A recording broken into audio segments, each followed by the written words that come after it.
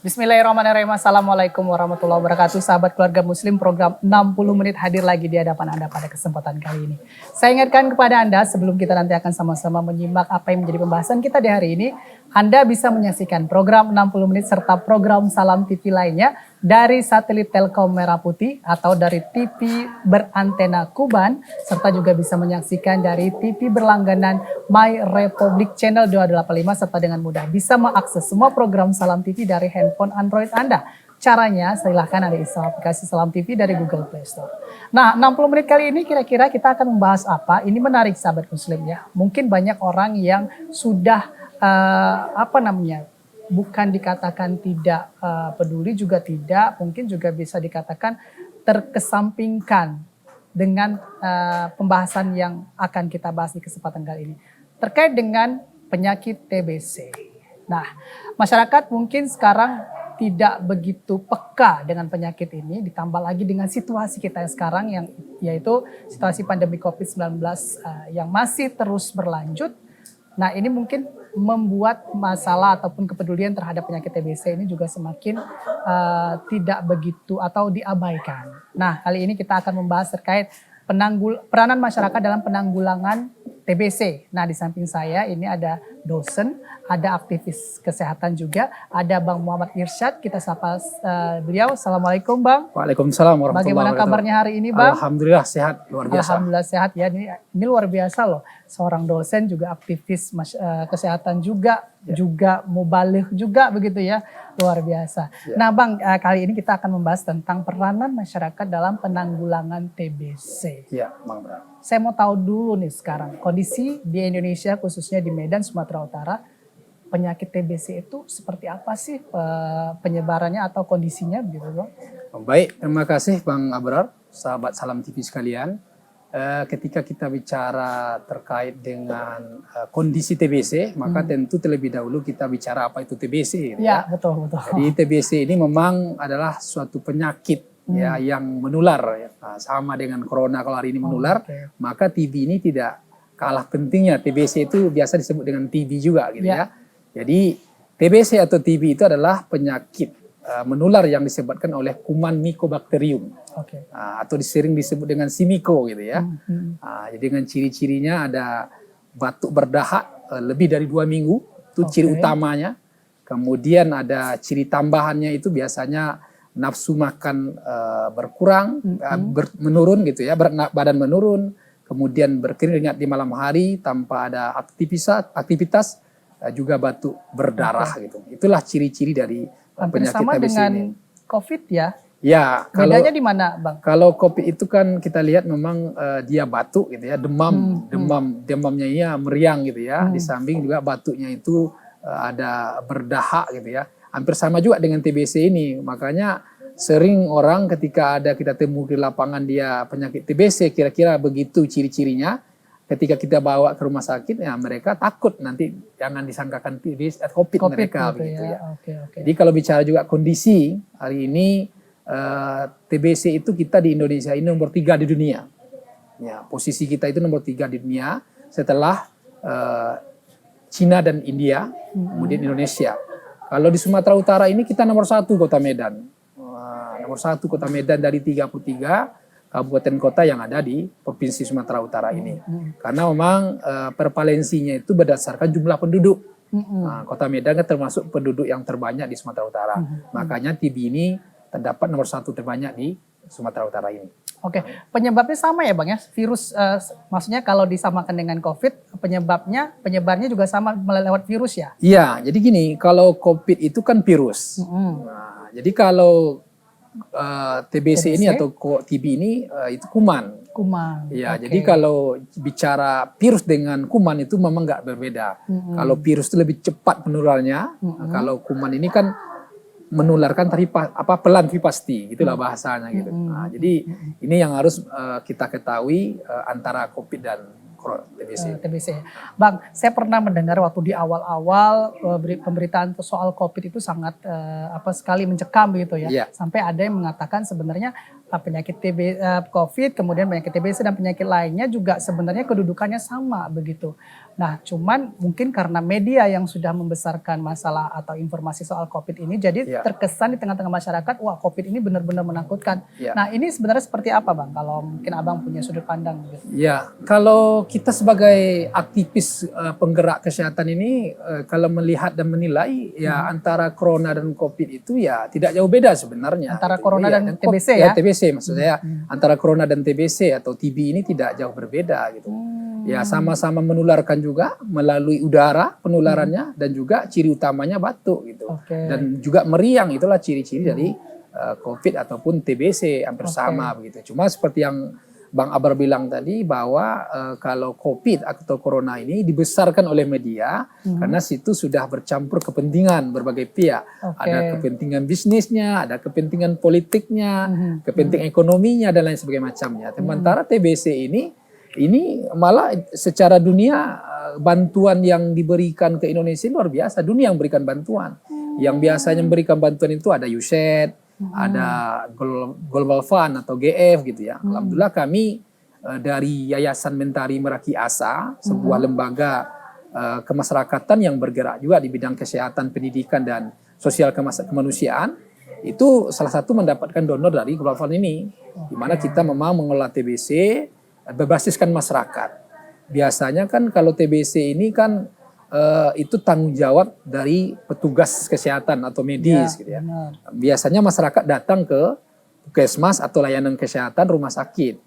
Artinya pasif gitu, yang petugasnya pasif, masyarakat yang datang. Sekarang oleh Global Fund ini dicari komunitas masyarakat yang memang bisa menggerakkan masyarakat mencari dan menemukan, kemudian ketika ada di lingkungan masyarakat ini dibawa gitu, diajak supaya mau ke puskesmas untuk melakukan pemeriksaan untuk TBC ini. Oke, sampai ada perhatian seperti itu khususnya dari NGO luar begitu. Sebenarnya seperti apa sih kesadaran masyarakat sendiri dengan penyakit TBC ini, Bang, sampai harus memang ada dibentuknya komunitas untuk mengajak masyarakat agar mau datang ke lembaga kesehatan, klinik, puskesmas dan lain-lain begitu. Jadi kalau kita melihat kesadaran masyarakat kita, ya biasalah masyarakat ini kalau bicara kesehatan atau penyakit ya, sebenarnya kalau kita lihat kondisi masyarakat Indonesia ini dan apalagi yang menyangkut dengan TBC ini, rata-rata semua kita ini TBC. Sebenarnya kita yang sehat ini bisa juga ada dalam diri kita, dalam tubuh kita ini ada TBC ini. Bibit TBC. Bibit TBC itu kapan akan muncul, akan bangkit ya? Kalau bahasanya akan bangun TBC dalam tubuh kita ini ketika kondisi tubuh kita lemah, ya mungkin istirahat yang kurang, makan tidak teratur gitu ya, dan kesehatan tidak terjaga. Makanya memang TBC ini atau TB ini itu biasanya rentan terhadap masyarakat yang ekonomi ke bawah, ya termasuk supir-supir angkot, supir-supir truk, kemudian masyarakat yang hidup atau tinggal di lingkungan, ada istilahnya kumis tebal, kumuh, miskin, terbelakang. Nah, jadi memang rata-rata masyarakat kita yang tinggal di daerah seperti itu, ya kebanyakan mereka adalah diserang oleh penyakit TBC ini. Oke. Gejala-gejalanya juga kalau tadi disebutkan mungkin karena faktor kurang istirahat, begitu juga ya, tempat tinggal juga jadi pengaruh ya. Oke. Nah, bisa dikatakan berarti tadi kalau Abang sebutkan Medan menjadi nomor 1 di Sumatera Utara dengan penderita TBC terbanyak. Berarti bisa dikatakan penduduk-penduduk Medan ini orang dengan latar belakang yang tadi disebutkan gitu ya Bang ya? Iya, memang tadilah kita katakan TBC ini kan berdasarkan prevalensinya, ada rumus yang dihitung oleh tenaga medis kita, itu semakin banyak penduduk di suatu daerah, di suatu kabupaten kota, maka semakin banyaklah orang-orang yang terdapat penyakit TBC itu di situ. Karena satu orang yang positif TBC itu bisa menularkan kepada 10 orang yang berada di sekitarnya, ya kan? Jadi makanya kalau dari segi penularannya hampir sama dengan COVID yang kita katakan tadi, melalui udara juga. Makanya ketika hari ini dengan adanya penyakit COVID ini dianjurkan untuk menjaga prokes, salah satunya pakai masker. sebenarnya TB ini juga harus mesti pakai masker. Kenapa? Oke. Karena kita tidak pakai masker ketika dia masih, dia kan TB ini kan ada 2 pengobatan. Ada pengobatan awal, ya, ada pengobatan lanjutan. Oke. Ketika pengobatan awal ini obatnya itu warna merah. Maka ketika penderita penyakit TBC warna merah ini itu intensitas penularannya tinggi gitu. Oke. Makanya mereka sangat dianjurkan untuk memakai masker gitu. Oke, ini menarik sekali ya Iya. pembahasannya sahabat keluarga muslim. Nah, saya juga ingin tahu seperti apa sih peranan masyarakat yang diharapkan untuk bisa peduli dengan penanganan kasus TBC dan bagaimana kira-kira pengaruh TBC saat ini dengan situasi COVID yang terus juga menunjukkan indikasi tidak ada penurunan, maksudnya bukan tidak ada penurunan ya Bang ya, tapi tidak ada sampai kapan berakhirnya kasus COVID ini. Nanti setelah jeda saya akan kembali untuk Anda sahabat keluarga muslim tetap di program 60 menit.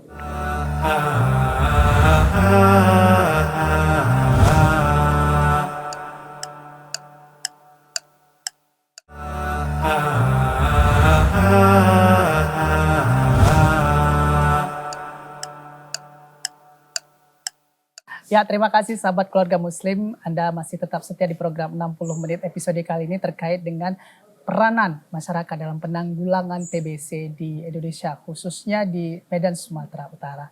Nah, kalau kita bicara soal TBC tadi, kalau ini dalam bayangan saya begitu ya Bang ya, sebenarnya ini tidak jauh beda dengan penyakit COVID ya. Dari ciri-cirinya, kemudian situasinya begitu ya. Dan bahkan sebenarnya anjuran-anjuran seperti yang Abang sampaikan tadi, pakai masker, itu juga sebenarnya berlaku juga untuk penyakit TBC, tapi boomingnya masker ini hanya pada saat sekarang ini ya, COVID ini. Nah, kalau Abang lihat ya situasi sekarang ini, seperti apa sih ya dalam masa pandemi COVID, kemudian juga angka TBC terus bertambah ya Bang ya? Bertambah Nah terus. itu bagaimana Bang kondisinya di lapangan seperti apa? Jadi memang dengan adanya kasus COVID ya atau corona ini itu memang berpengaruh kepada capaian dari TBC atau TB itu sendiri. Kita melihat target-target yang sudah disusun oleh Kementerian Kesehatan, Kasubdit TB, kemudian target-target itu diteruskan kepada provinsi meneruskan kepada kabupaten kota, kemudian kabupaten kota dinas kesehatan meneruskan kepada puskesmas yang ada di kecamatan-kecamatan. Capaiannya memang sangat menurun hari ini kita lihat. Dari kasus 2020 contohnya. Itu capaian apa maksudnya? Capaian kan TB ini ada capaian-capaian yang diperoleh itu pertama dari sisi orang yang kita duga TBC gitu, namanya terduga gitu ya. Nah, mungkin nanti dibawa ke puskesmas, diperiksa di puskesmas, itu ada target yang diberikan sekian ribu gitu ya. Kemudian yang kedua dari sisi penderita yang sudah dinyatakan positif, orang yang terduga tadi kita periksa, kemudian melalui pemeriksaan dahaknya, kemudian keluar hasilnya positif, itu ada target-target yang disampaikan oleh Kementerian Kesehatan kepada dinas kesehatan yang ada di kabupaten kota dan di provinsi itu. Kemudian dari sisi kesembuhannya, jadi orang yang sudah didampingi diberikan pengobatan selama 6 bulan, ya maka kesembuhannya juga diberikan target gitu. Nah, berapa persen kesembuhannya?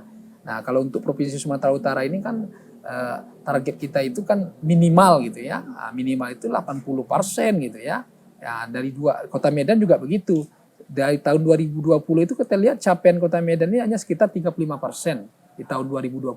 Sementara target itu 80%. Jadi ada sekitar 45% yang tidak ditemui, yang tidak diperoleh target-target ini. Kenapa? Karena memang pengaruh dari COVID tadi.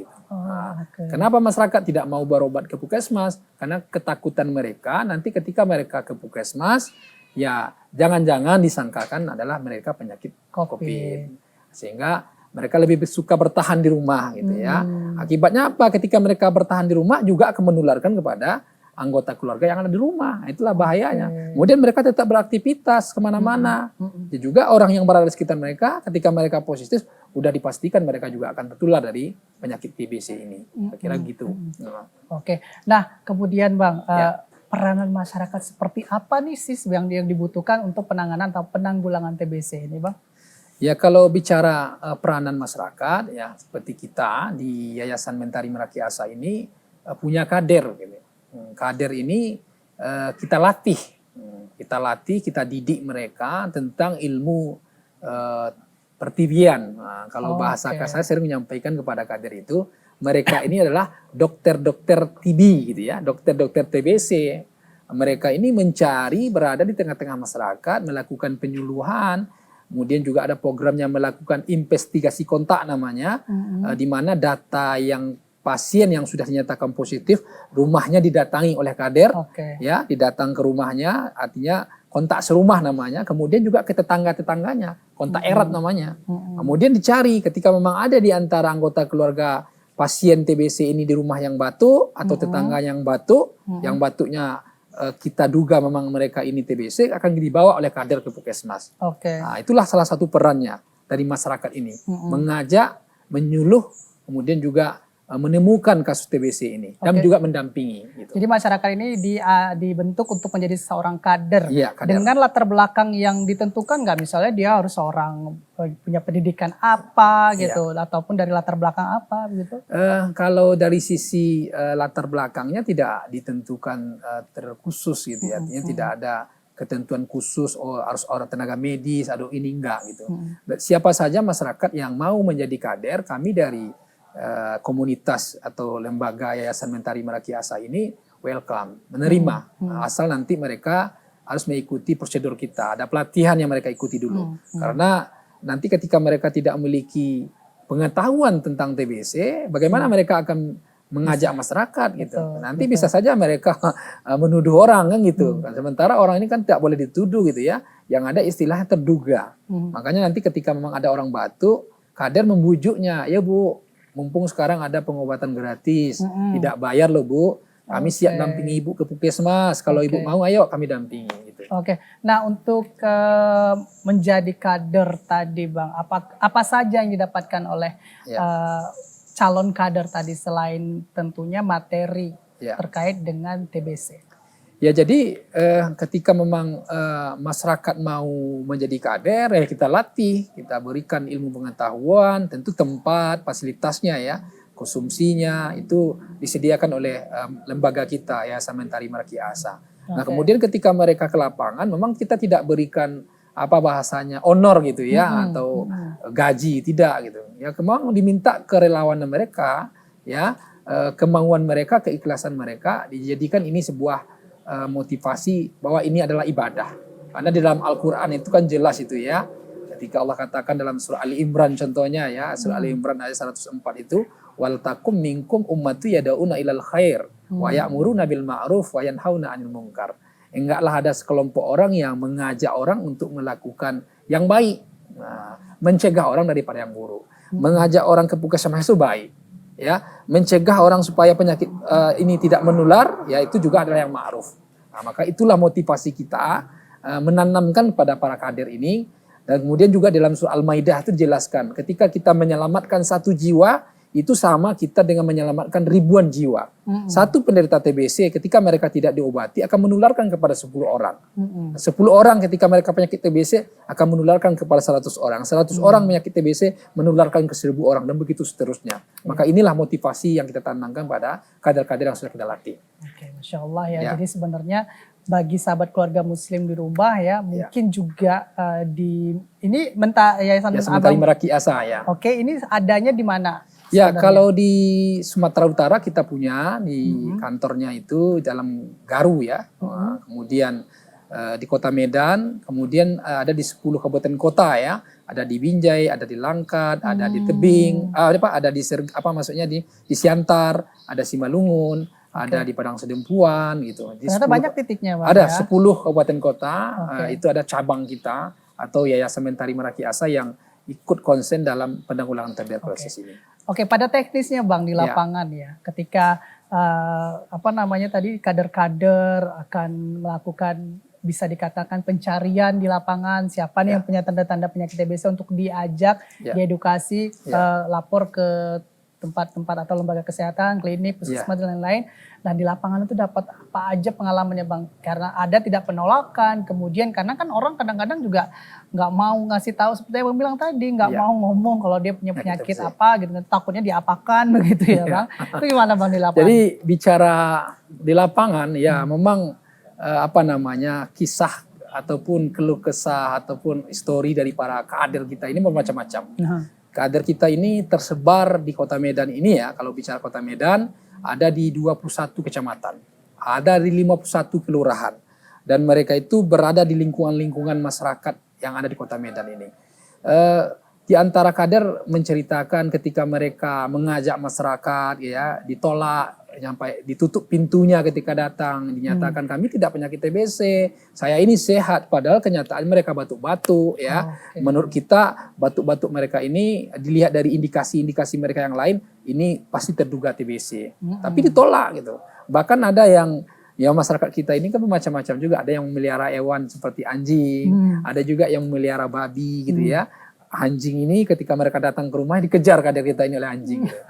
Bahkan ada babi yang di halaman rumah orang dikejar oleh babi. Macam-macam keluh kesah dari para kader-kader kita di lapangan ini. Dan tantangannya memang sangat berat gitu ya. Kalau kader ini, kalau istilah kami dulu, kami punya kader 250 orang, kemudian ada hujan, ada angin badai, ditolaklah mereka ini, maka bertahanlah hari ini kader kita ada 80 orang dari 250 yang kita latih gitu. Oke.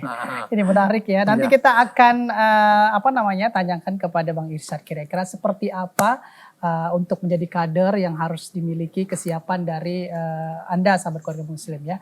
Nanti kita akan tanyakan di segmen berikutnya. Jadi jangan kemana-mana, tetap di program 60 menit. Saya segera kembali untuk Anda.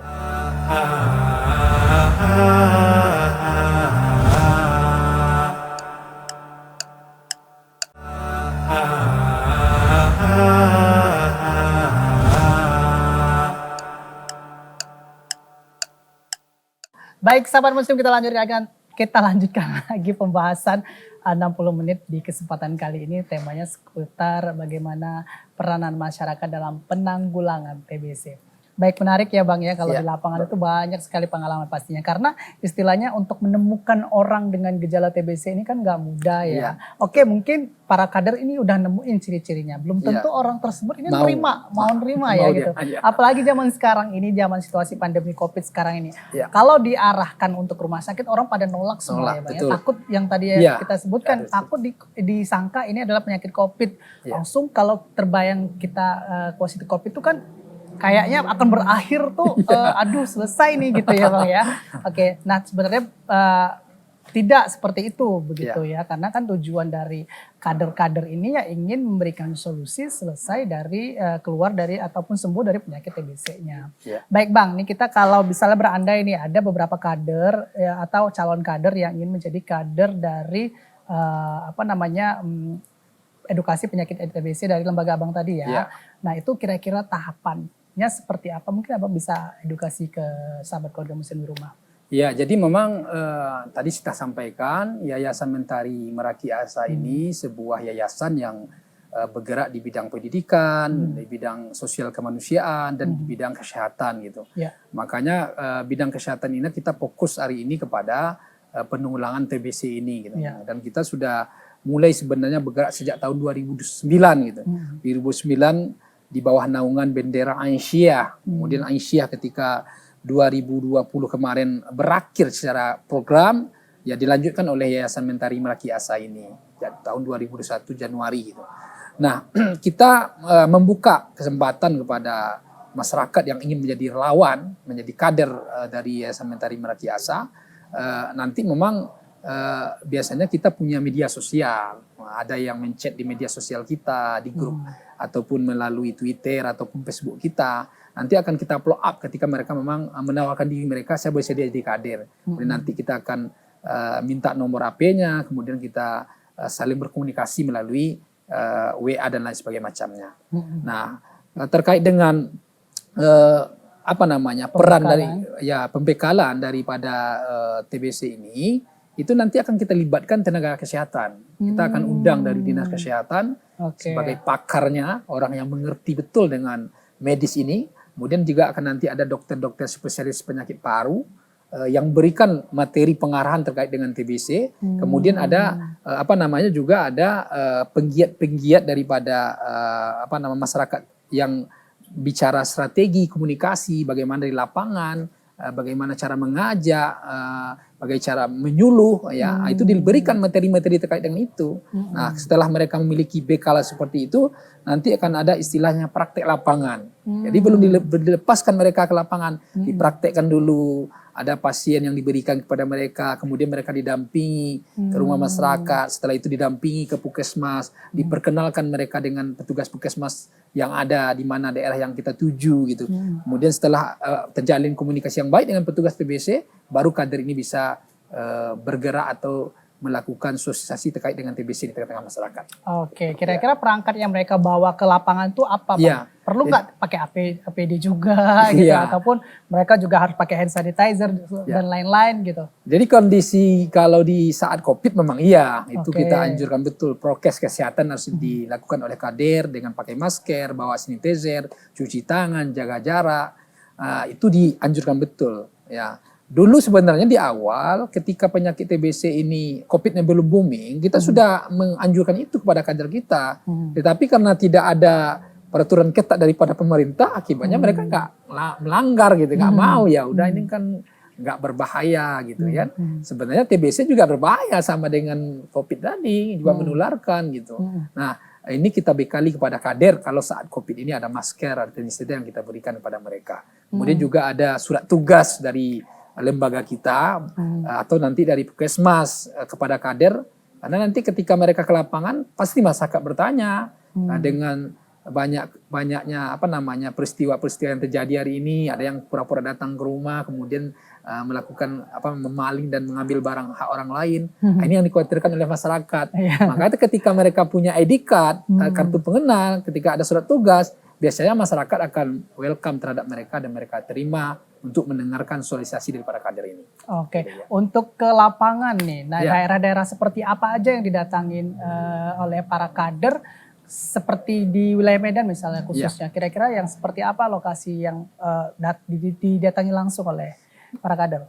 Baik, terima kasih. Jadi kalau bicara terkait dengan lingkungan ya, lokasi-lokasinya seperti apa yang didatangi oleh kader. Pertama tadi di mana ada di lingkungan itu pasien TBC, itu sasaran utama.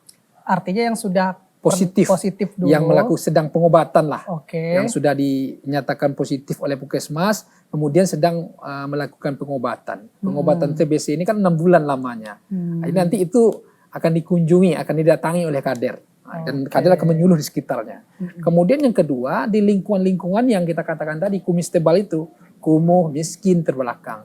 Ya di Medan ini walaupun kita termasuk kota besar, ya kota besar nomor 3 di Indonesia, dan ada juga mengatakan kota metropolitan dan lain sebagainya macamnya, tapi kondisi kita masih banyak juga yang miskin, masih banyak yang kumuh. Kalau kita lihat daerah pinggiran kota Medan, Belawan, Marelan, Elpetia, itu kasus-kasus COVID, kasus-kasus TBC tinggi di situ, termasuk Medan Johor, itu tinggi. Ya, kita katakan kenapa tinggi juga salah satu penyebabnya tadi selain dari lingkungan juga masyarakatnya padat di situ. Jadi kalau masyarakat padat, sanitasinya tidak lancar, airnya tergenang, seperti Belawan banjir dan lain sebagainya macamnya, itu juga adalah tempat bersarangnya kuman-kuman dari penyakit TBC. Iya, itu dia. Jadi kalau dari segi tempat, lokasi itu tadi sudah disebutkan ya, ciri-cirinya mungkin padat penduduk, kemudian juga sanitasi lingkungannya ini juga tidak baik begitu ya. Dan yang paling menjadi indikasi utama adalah di tempat itu ada orang yang positif TBC. Gitu ya. Betul. Nah kalau boleh Abang sebutkan saat ini di Medan ya, yang paling banyak kasus TBC-nya di daerah mana? Ya di Medan dari 21 kecamatan kalau kita melihat capaian dari puskesmas ya, itu ada Elpetia, kemudian ada Belawan, kemudian ada Marelan, kemudian ada Johor ya, itu termasuk Medan Dene ya, itu kan Medan Deli, itu angka-angka kasus TB-nya tinggi. Ya kenapa tinggi tadi? Karena memang penduduknya padat di situ. Karena itu termasuk penduduk yang terbanyak dari 21 kecamatan yang ada di Kota Medan gitu. Oke. Bang, tadi menarik ya waktu Abang sebutkan bahwa para kader ini turun langsung ke lapangan kemudian mencari orang-orang yang kira-kiranya teridentifikasi TBC kemudian diarahkan ke puskesmas. Apakah sudah sampai di situ saja peranan kader itu cukup sudah sampai mengarahkan ke puskesmas atau ada lagi dia harus mendampingi sampai benar-benar sembuh? Dan untuk proses sembuhnya itu sendiri seperti apa sih sebenarnya? Iya. Jadi ketika bicara peran kader ini memang luar biasa ini. Kalau saya sering menyebut istilah dengan kader ini dokter TB yang luar biasa. Dan bahkan ada juga yang menyebut istilahnya agen dahak gitu ya. Agen dahak. Kenapa disebut agen dahak? Karena mereka memang meminta dahak-dahak dari masyarakat ini. Kemudian ketika mereka sudah membawa dahak ya atau menganjurkan masyarakat yang terduga TBC ini ke puskesmas, kemudian nanti diperiksa oleh puskesmas, oleh petugas kesehatan ataupun klinik rumah sakit. Setelah diperiksa, nunggu hasilnya keluar. Biasanya 4 hari, 5 hari baru ketahuan hasilnya atau sampai 1 minggu.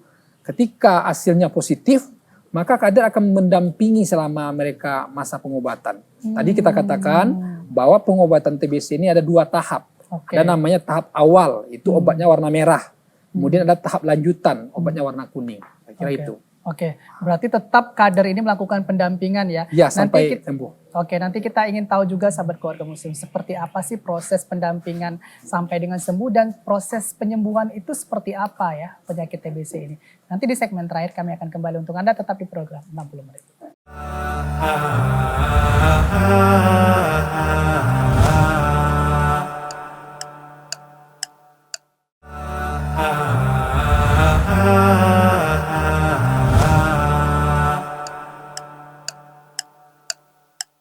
Terakhir kali ini kita akan membahas terkait dengan peranan masyarakat dalam penanggulangan TBC. Ternyata ini memang sangat dibutuhkan sekali ya Bang ya peran masyarakat dan kalau sudah menjadi kader ini luar biasa ya. Ini harus punya mental berhati mulia begitu ya Bang ya untuk bisa menjadi seorang kader penyakit TBC ini. Karena banyak tadi bukan hanya mereka mencari bentuk pencari ini sebenarnya adalah bentuk penyelamatan juga untuk masyarakat begitu ya. Kemudian setelah menemukan mereka bukan selesai sampai di situ, tapi tetap melakukan pendampingan sampai dengan sembuh gitu. Dan proses sembuh ini memang dikatakan tadi jangka waktunya ada sekitar 6 bulan. Ya, 6 bulan. Nah, kalau boleh tahu Bang mungkin bisa Bang sampaikan juga ke kita semua nih sebagai edukasi. Untuk proses penyembuhan dari penyakit TBC ini sendiri seperti apa? Ya, jadi memang kalau bicara untuk proses penyembuhan, sebenarnya kalau masyarakat ini rutin makan obat secara teratur, aturan yang sudah ditentukan oleh tenaga medis kita, maka tentu akan cepat sembuh. Ya kan? Itu saya katakan tahap awal itu obat warna merah itu makan obatnya setiap hari. Nah, dan obat TBC itu sebaiknya dimakan sebelum kita makan. Beda dengan obat-obat mungkin energi yang lainnya ya, obat demam dan semacamnya, itu biasanya dimakan setelah makan.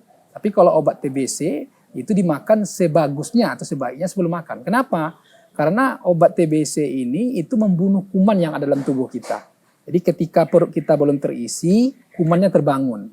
Jadi ketika kita mengkonsumsi obat TBC, maka kuman yang terbangun tadi yang dimakannya langsung adalah obat yang kita telah makan tadi. Maka cepat mereka kuman TBC mati gitu. Nah, itu kedua. Itu yang pertama. Yang kedua, tahap lanjutan warna kuning itu biasanya dimakan oleh penderita TBC atau pasien TB ini itu 3 kali dalam 1 minggu. Itu sekaligus Bang, waktunya bersamaan. Makan obat yang merah maksudnya beriring bersamaan. Berbeda. Gitu. Jadi obat warna merah itu 2 bulan. Oh, 2 bulan. Kemudian dilanjutkan nanti ketika mereka setelah 2 bulan makan obat warna merah, diperiksa lagi dahaknya. Ketika sudah negatif, itu dilanjutkan 4 bulan. Tapi kalau positif, ditambah 1 bulan lagi warna merah.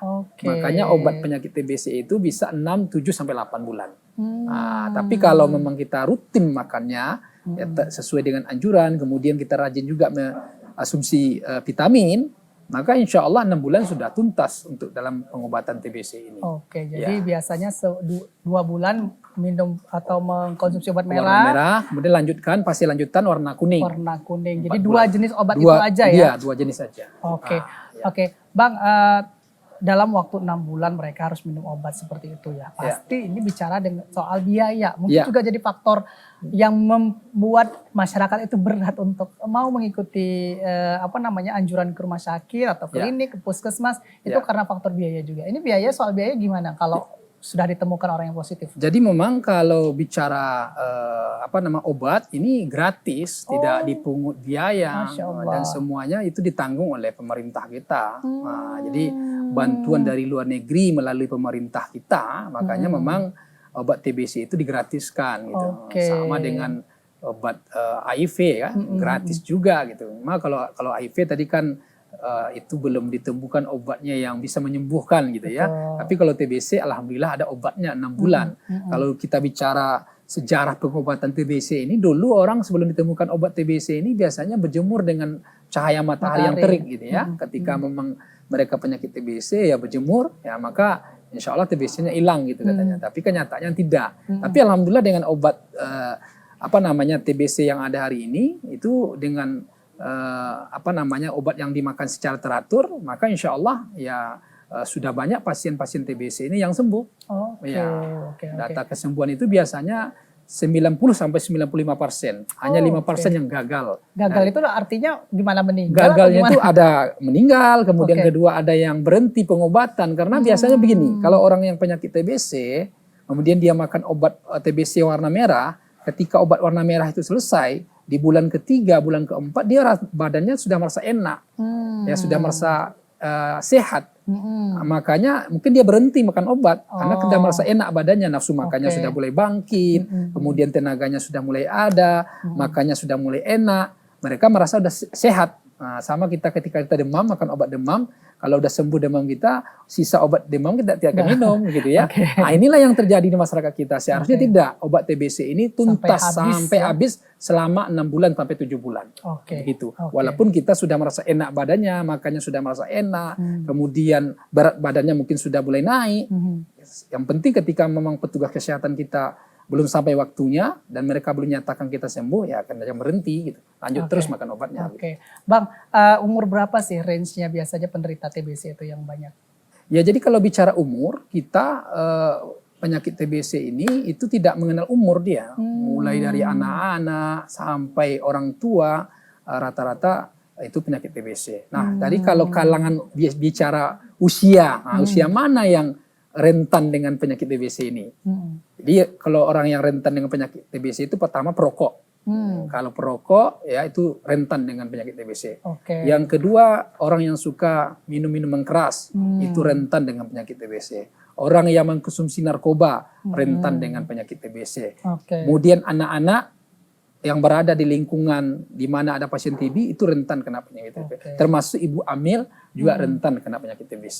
Nah, jadi itulah yang baik Bang, kalau kita bandingkan lagi dengan penyakit COVID ya. Penyakit COVID ini kalau dilihat di lapangan yang membuat penderita penyakit COVID ini semakin parah itu karena ada faktor penyakit bawaan. Nah, kira-kira untuk penyakit TBC ini sama tidak?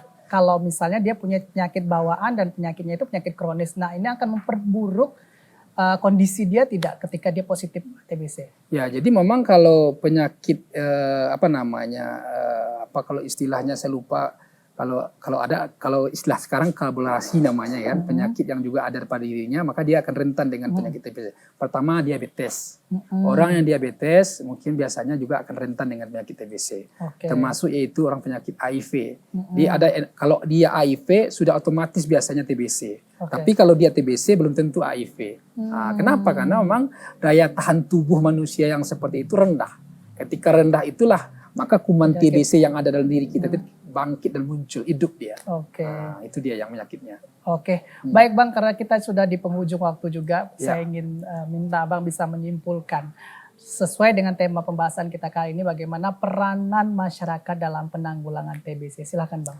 Ya, baik, terima kasih. Jadi peranan masyarakat dalam penanggulangan TBC ini sangat penting. Makanya banyak NGO atau lembaga-lembaga, yayasan-yayasan, CSO yang bergerak terkait dengan penyakit TBC. Salah satu kami dari Yayasan Mentari Meraki Asa itu bergerak memang di bidang kesehatan yang kami fokuskan kepada penyakit TBC ini. Maka peran dari masyarakat itu sangat terasa. Saya pernah survei kecil-kecilan kepada petugas puskesmas. Ada puskesmas yang punya kader, ada yang tidak punya kader. Artinya yang punya kader ini, ya kader kita kita berikan kepada puskesmas itu untuk membantu petugas kesehatan. Itu kita bandingkan capaian mereka, mana yang banyak capaian dari petugas puskesmas yang ada kadernya dengan yang tidak ada kader. Itu biasanya lebih banyak yang ada kadernya. Ya kenapa? Karena kader ini aktif dia.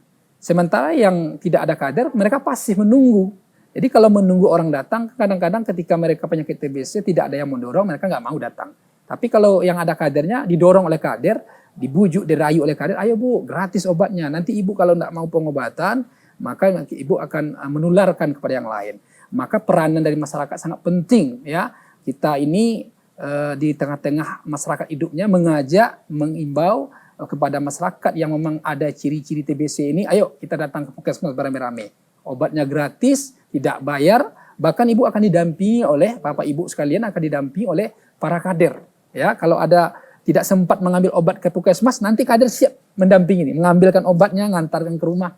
Jadi sudah diistimewakanlah pasien TBC ini. Dalam rangka apa? Bagaimana TBC bisa angus? Karena target pemerintah kita, Republik Indonesia, eliminasi atau katakanlah 0% TBC di Indonesia ini 2030. Sekarang sudah 2021, tinggal 9 tahun lagi. Kita memang pesimis juga ini target ini bisa tercapai. Tapi karena pemerintah sudah menargetkan 2030 zero TB di Indonesia ini. Mudah-mudahan ini bisa terlaksana. Tentu ini akan bisa tercapai ketika tidak ada kolaborasi dari berbagai lembaga-lembaga atau elemen-elemen masyarakat. Saya yakin dan optimis ketika memang semua masyarakat sadar dan mau datang ke puskesmas, kemudian NGO atau lembaga-lembaga yayasan yang bergerak di bidang kesehatan terutama TBC ini bersatu, ya jangan kita tunjukkan ego kita masing-masing. Kadang-kadang kan ada juga lembaga yang menunjukkan egonya masing-masing. Mari kita berkolaborasi bersama-sama, insya Allah TBC bisa kita wujudkan eliminasi 2030. Itu. Terima kasih. Baik, terima kasih Bang Irsyad ya. Mudah-mudahan harapan Bang Irsyad menjadi harapan kita semua. Kita dimulai dari diri kita, kemudian keluarga serta lingkungan kita mulai aware, mulai peduli dan mulai sadar terkait dengan masalah penyakit TBC ini. Mudah-mudahan seperti yang kita harapkan semua. 2030 ya Bang 2030, ya. eliminasi. 2030 itu sudah 0 kasus TBC. Begitupun juga masalah kasus COVID-19 ini juga semoga segera berakhir. Cepat selesai dan berakhir ya. Baik, terima kasih sekali lagi Bang Irsyad. Terima kasih sahabat keluarga muslim Anda sudah menyaksikan program 60 menit episode kali ini. Insya Allah kita akan bertemu lagi pekan depan dengan tema pembahasan yang berbeda dengan tamu yang juga berbeda insya Allah. Mudah-mudahan bermanfaat. Saya mewakili seluruh kru dan kerabat kerja yang bertugas. Pamit undur diri dari hadapan Anda. Billahi taufiq wal hidayah. Assalamualaikum warahmatullahi wabarakatuh. Waalaikumsalam warahmatullahi wabarakatuh.